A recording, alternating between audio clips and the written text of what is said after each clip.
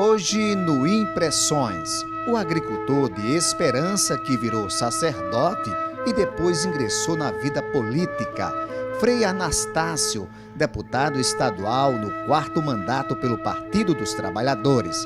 Ele fala da vida religiosa, do trabalho junto ao homem do campo, dos conflitos e da luta pela reforma agrária na Paraíba. A trajetória do deputado Frei Anastácio agora no programa Impressões.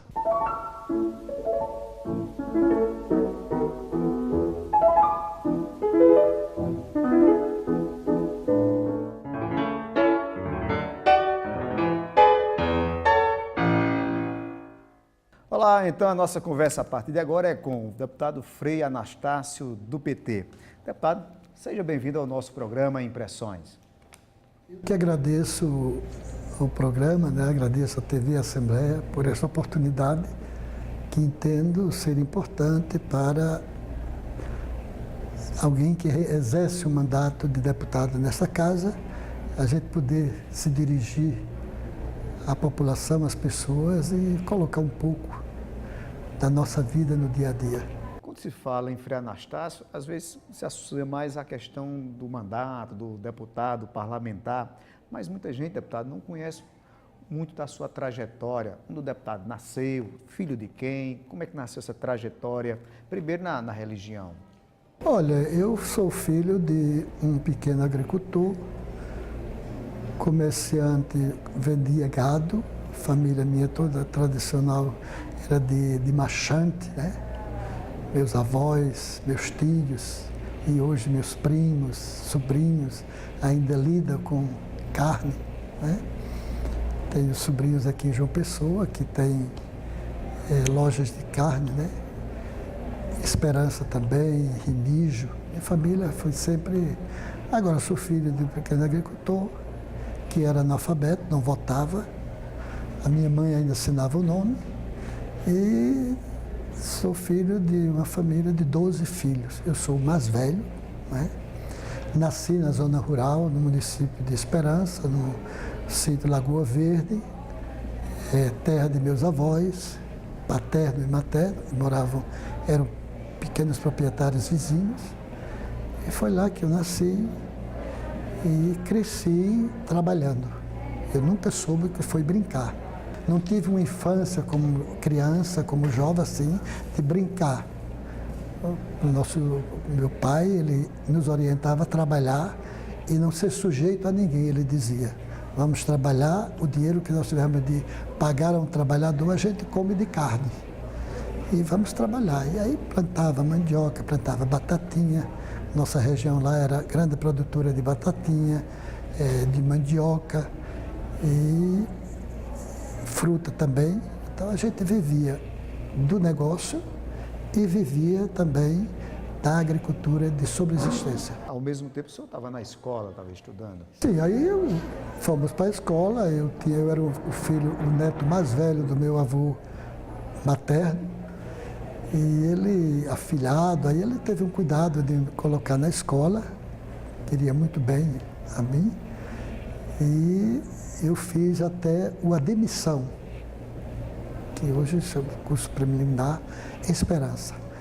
Não existia colégio estadual, existia um colégio diocesano e não comportava a demanda das crianças para fazer o ginásio. Então eu terminei a admissão com 14 anos, quase 15 anos, e não tive a oportunidade de estudar porque não tinha condição. E meus pais também não tinham condições de pagar colégio. Vamos dizer, as filhas dos proprietários de terra, que tinham uma condição econômica melhor, eles estudavam com as madres em Areia. As madres alemãs tinham o colégio lá, Santa Rita. E os filhos dos proprietários iam para a escola de Bananeira, a escola de agronomia, e Areia.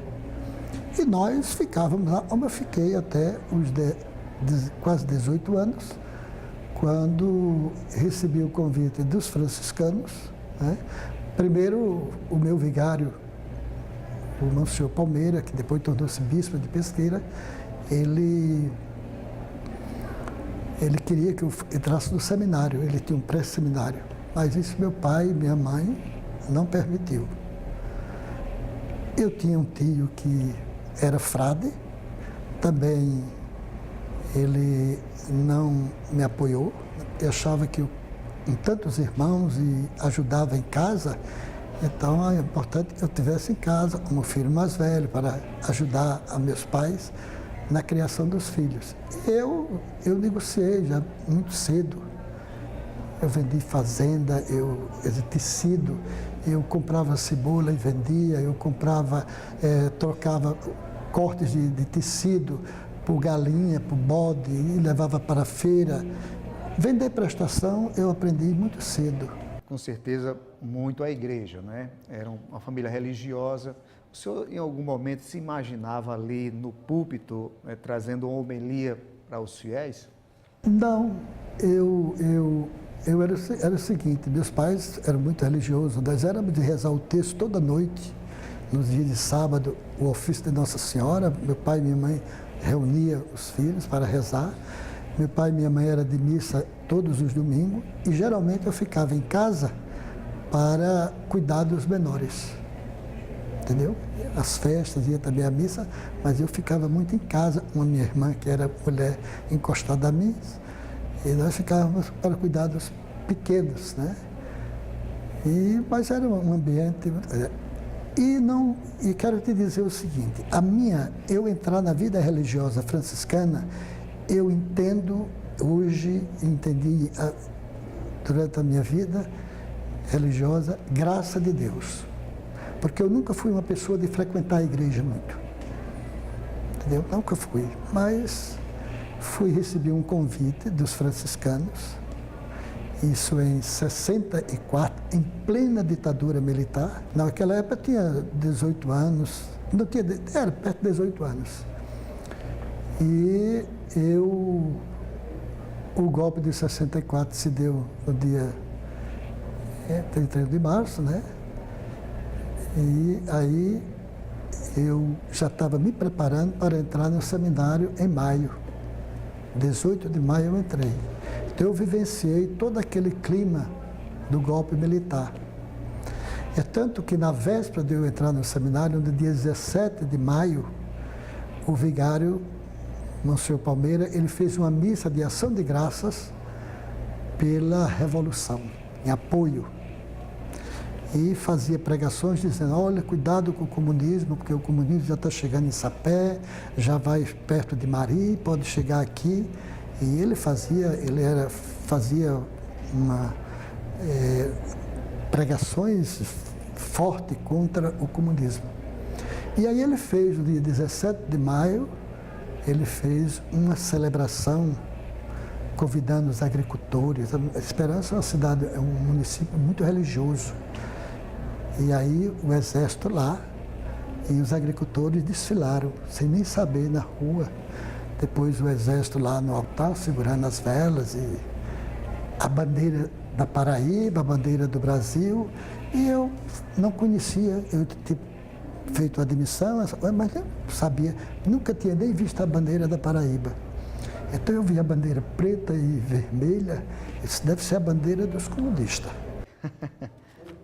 Vermelho.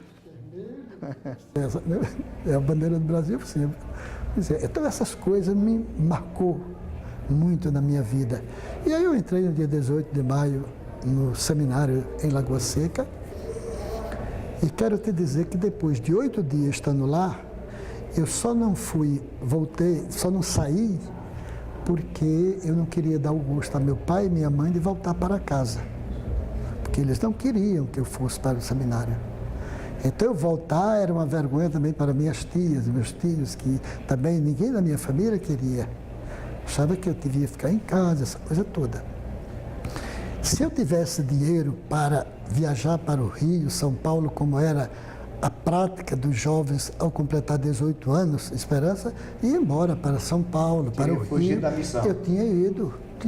Se eu tivesse dinheiro, tinha ido. Agora voltar para casa, eu não deu gosto. E aguentei. Então eu acho que foi graça de Deus. Para o senhor foi difícil abrir mão de muitas coisas, né? por conta da condição de frei, como não casar, como não ter bens, essa coisa toda? Não, isso a gente aprendeu da espiritualidade franciscana. Espiritualidade franciscana, o franciscano, o religioso franciscano, como dominicano, como jesuíta, nós fazemos, é diferente do padre secular. Nós fazemos uma opção pelo celibato, por uma vida sem bens, entendeu? Por uma vida também de obediência.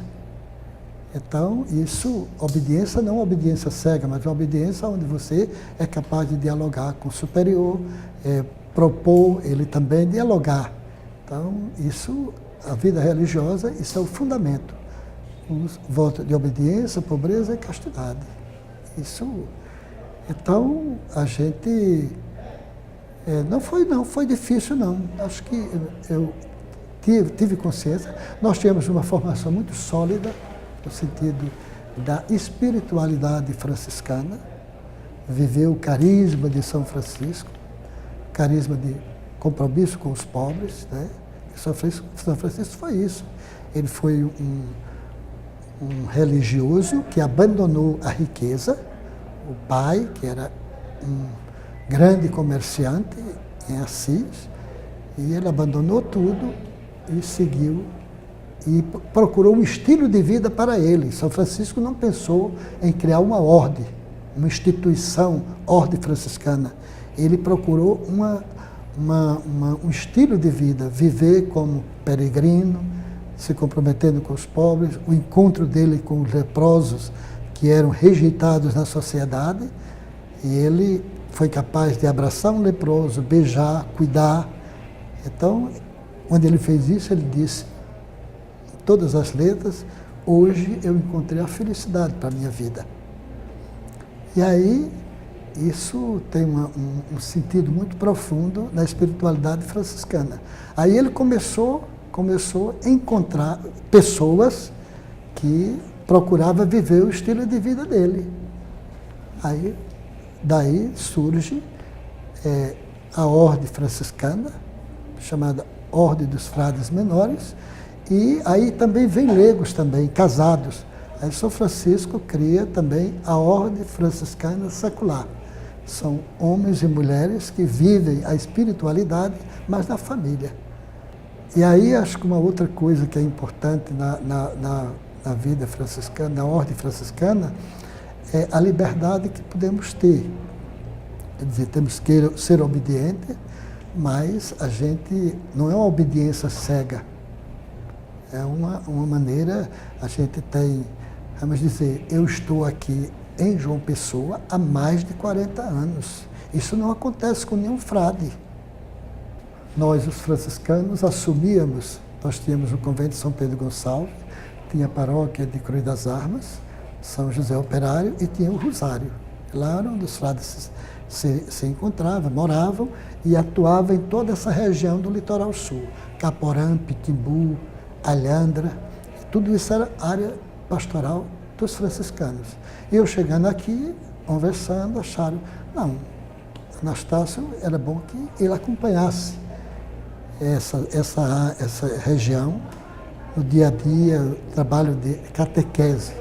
Então eu conversei com o Dom José Maria Pires e ele disse assim, olha, é ótimo que você vá, agora você não precisa fazer nada para o povo não quer saber de pregação sua.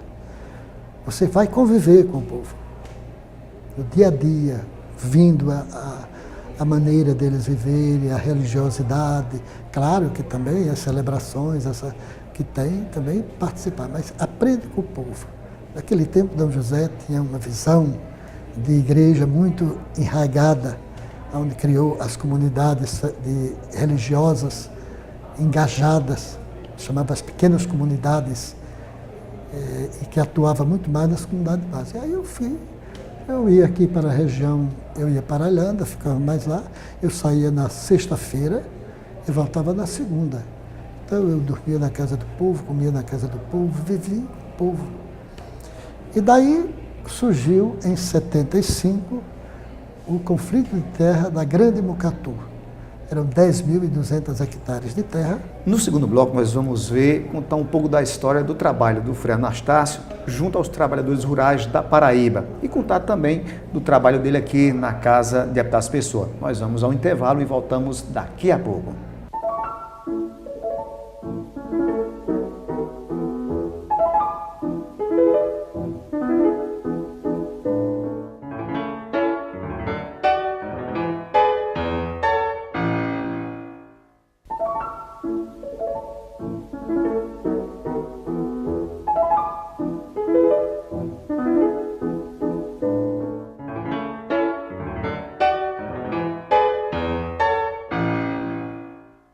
No Impressões de hoje, nós estamos entrevistando o deputado Frei Anastácio, do PT.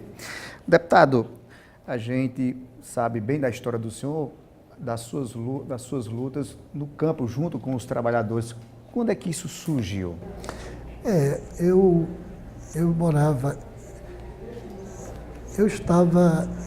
Quando eu saí do seminário de Parada, eu fui fazer o noviciado em Serineém, zona da cana de Pernambuco. Usinas, e lá me marcou profundamente, isso foi em 75, aliás, desculpa, foi em 69, 8 de janeiro, cheguei em Serineém, uma região de cana, e passei um ano. Naquele ano foi quando mataram o padre Henrique em Recife. Depois foi quando houve a primeira conferência de Medellín, conferência que aconteceu em Medellín, dos bispos da América Latina, e que abriu, assim, o compromisso para com os pobres. E nós, no noviciado, nós éramos 12 jovens, eram 6 alemães e 6 brasileiros. E lá nós discutíamos muito a situação de prisão. Neste período, Dom Marcelo foi preso no Rio Grande do Sul, e um frade nosso também, que estudava com ele, Frei Hermano José, também foi preso. E nós, como jovens, discutíamos isso. E comecei um trabalho de visita a engenhos, os engenhos. Aqui no litoral da Paraíba? Não, lá em Serineém, Pernambuco, em 69. Certo. Então, aquilo me marcou profundamente. Eu vinha de uma região de pequenos proprietários, onde o pessoal tinha uma condição de vida, e lá não. Quando a usina parava, os homens iam para Recife em busca da construção civil e as mulheres ficavam catando peixezinho, garu, nos mangues, no rio, nos rios, canavial. Depois, no tempo da colheita da cana, então vinham muitos trabalhadores do agreste de Pernambuco, Paudalho, aquela região. E o que é que acontecia? Eles dormiam nas cocheiras onde os cavalos, e não tinha trator naquele tempo para carregar cana, caminhão, então eram cavalos, cambiteiros. E aí eu acompanhava aquela situação e via, então eu achava horrível. Eles compravam no armazém e comprava e pagava, e era já descontado no salário. Então era uma região, uma situação de muita opressão. E eu comecei a despertar, eu e outros também. E eu me lembrava de São Tiago e dizia: os pobres, aqueles que oprimem, que roubam no salário, que massacra. E depois a conferência de Medellín abriu os olhos, a gente estava lendo cada dia novidades no sentido de compromisso com os pobres. Então passei um ano, fui para Olinda, comecei a filosofia. Foi no tempo da ditadura, participei profundamente do movimento estudantil na FAFIR, Faculdade de Filosofia de Recife, ali na Conde da Boa Vista. E subi muitas vezes no banco e dizia: hoje nós não vamos assistir aula, e não assistia não, a gente... Esse espírito valente do senhor surgiu na luta mesmo? Surgiu a partir da realidade, vivenciar, entendeu? Isso foi... E aí... O Evangelho estava aí também. Até que ponto a teologia da libertação de Leonardo Boff tem influenciado no trabalho? Aí o que é que acontece? Em 75, os meus superiores mandaram eu para o Rio, Petrópolis, para estudar um ano lá. Eu não quis ir. Aí Dom José Maria Pires disse, vá, porque você precisa sair desse mundinho. Lá vai ver outras pessoas, vai conviver. E era um curso de regime fechado mesmo, onde a gente estudava não 24 horas, mas o dia inteiro. Chamava-se CEFEPAL, Centro de Franciscanismo para a América Latina. E discutia a espiritualidade franciscana a partir da realidade da América Latina. Então, nós éramos 14 frades e 32 freiras. E nós tudo. E eu tive a felicidade de ter Boff como meu professor. Ele escrevia o seu primeiro livro, Jesus Cristo Libertador. E ele trazia as apostilhas, dava aula para a gente e botava a gente para estudar em grupos e levantar questões. Então, aquele livro tem o dedo nosso, desses estudantes, que fazia as críticas, completava, fazia pergunta a ele por que isso, ele ia tomando nota e ia redigindo. Então, o primeiro livro de Leonardo Boff, Jesus Cristo Libertador, ele dava aula a partir daí. E aí era a questão lá, trata muito bem da teologia da libertação. A teologia da libertação não é senão o quê? É você fazer uma reflexão bíblica e teológica a partir da realidade do pobre. Então isso me ajudou a ser o que eu. Por isso que eu digo, a minha vida para mim é graça. Eu presenciei em algumas reportagens que eu fiz, eu vi nessas reportagens o conflito entre trabalhadores rurais e até a polícia, nos conflitos agrários, e o senhor estava lá, na frente, lá dessa luta toda. O senhor teve medo em algum momento de perder a vida? Não, foi em 76, 77, que eu me engajei muito mais nos conflitos de terra do litoral, como também aqui do Agreste, Alagamar. Não era só eu, mas tinha muitos agentes pastorais, Dom José. Aí é quando eu digo que eu estou aqui esse tempo todo, graças a Dom José e graças à Igreja da Paraíba, e sempre requisitou ao meu superior a minha permanência aqui. Então, eu fui preso 2 vezes, né? Fui sequestrado uma vez. É interessante, e toda essa gente que fez isso comigo já morreu. Interessante? E eu estou continuando a viver. E aí eu participei. Hoje nós temos 303 assentamentos da reforma agrária nesse estado. Isso sob a tutela do INCRA, fora os que é do governo do estado. E eu participei de todas essas lutas. Todas. Avançou a reforma aqui?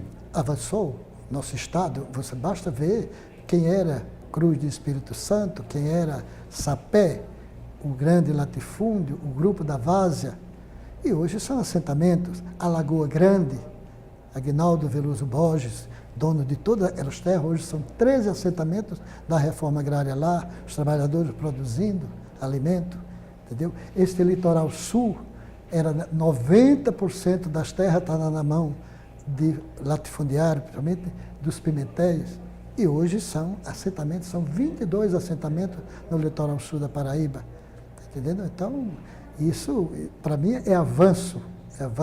Em momentos difíceis, onde havia perseguição aos trabalhadores, aos agentes pastorais, e graças à Igreja. E só não houve mais violência, porque nós pregávamos a não violência. Agora estávamos firmes, seguros aí. A defesa inteligente dos trabalhadores. Então, quando hoje faço até, talvez tem gente que não me entende, ou não entende determinadas posições da igreja, para mim, esses dias, a maior alegria foi ver o arcebispo, que vai assumir no dia 20, Dom Delcio, que é um franciscano, ele convocar os cristãos para uma greve geral.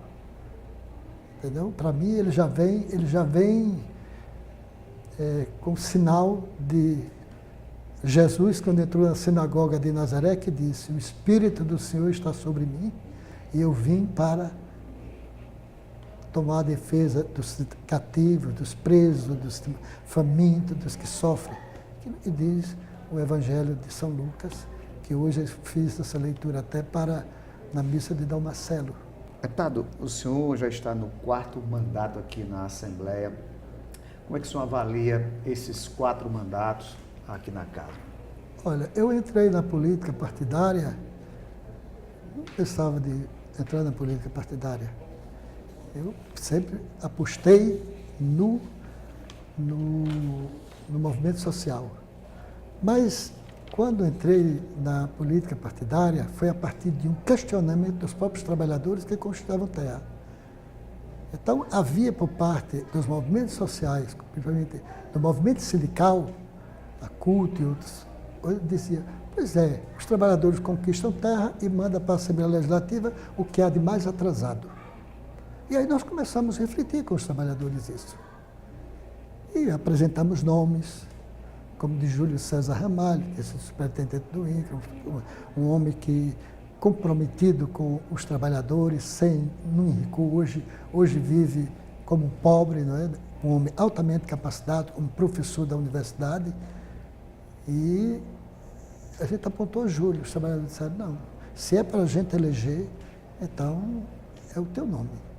E aí eu fui, depois de um debate, eu era coordenador da Comissão Pastoral da Terra no estado, em João Pessoa, da Diocese, e fundei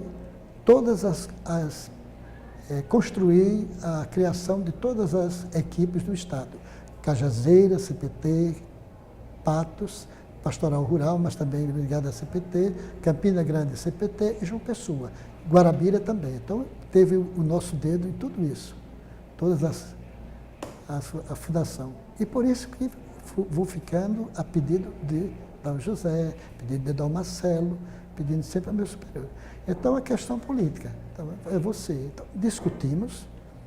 Para mim foi o momento mais difícil da minha carreira, porque Dom Marcelo disse logo assim, levantando os braços, pronto, vai se acabar tudo. Dom José era bispo emérito, e Dom José manda telefona para mim e diz assim, meus pêsames, por você entrar na política, você vai se corromper.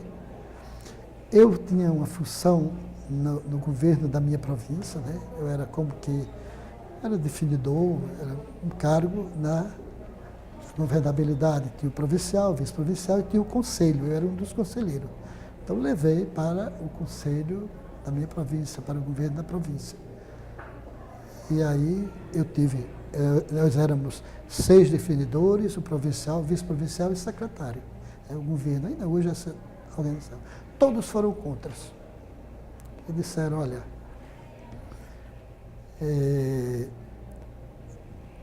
não vai dar certo, tu vai te corromper, tu vai pensar só em dinheiro, tu vai ter a tua família em cima de você, pedindo, exigindo. Vai ser corrupção, porque a política não tem o que dar.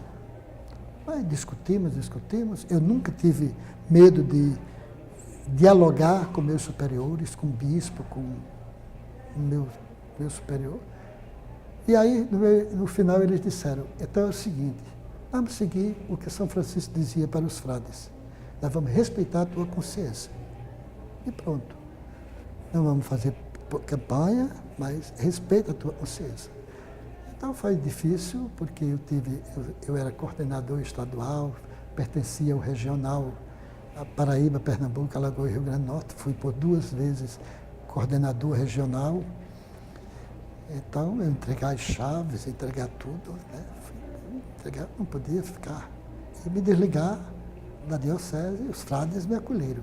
Então, eu pedi renúncia do cargo que tinha na província, eles não aceitaram, disseram não, eu ainda tinha 2 anos pela frente.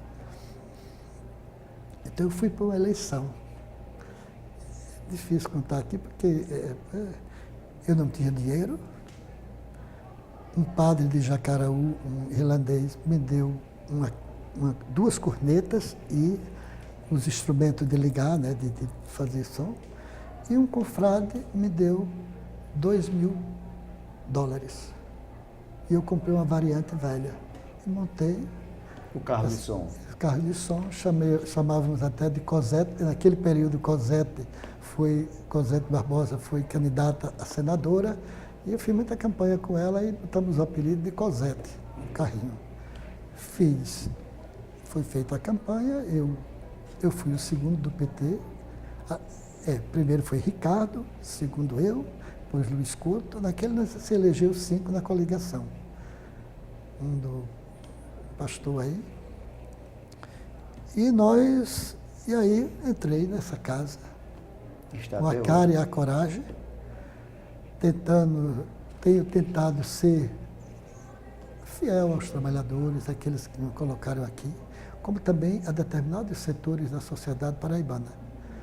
Eu tenho aqui sempre uma votação, 5.000 votos, 4.000 e pouco na última eleição, e toda a minha votação, ela é do Bessa, de Manaíra, é da classe média de João Pessoa alta.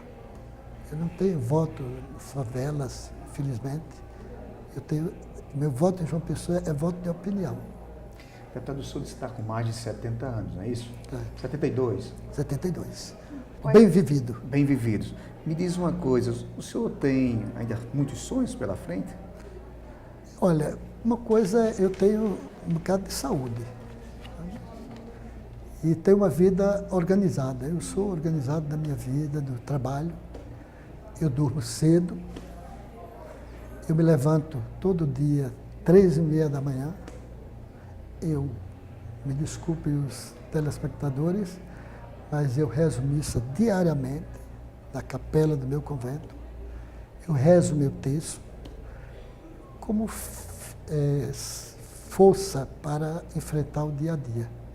Depois rezo com meus confrades, às 5h30, às 6h30, rezamos as laudes, tomo café e me arrumo e chego aqui 8h15. Todo dia me inscrevo para o pequeno e o grande expediente. Tenho uma assessoria que me dá qualidade ao mandato. A qualidade de ter um mandato não é obra minha, mas de uma assessoria que tenho. E tenho uma assessoria também muito tranquila comigo, sabe? Deputado, a gente queria agradecer a sua entrevista, a sua presença aqui no programa Impressões. Eu agradeço à TV Assembleia por essa oportunidade e acho que ela cumpre o seu papel como um instrumento de comunicação deste poder, fazendo isso, fazendo com que as ações e os deputados que aqui atuam, a população possa saber quem é quem.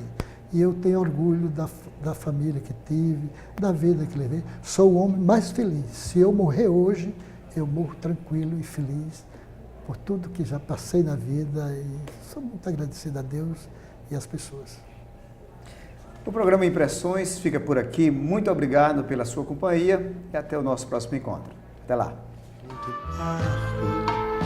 Porém, mais que no mundo te sentirás largo. Porém, mais que no mundo te sentirás largo. É uma cova grande pra tua carne pouca, mas a terra dada não se abre a boca. É a conta menor que tiraste em vida. É a parte que te cabe deste latifúndio.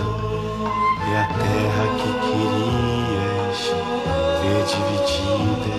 Estarás mais ancho que estavas no mundo. Mas a terra dada não se abre a boca.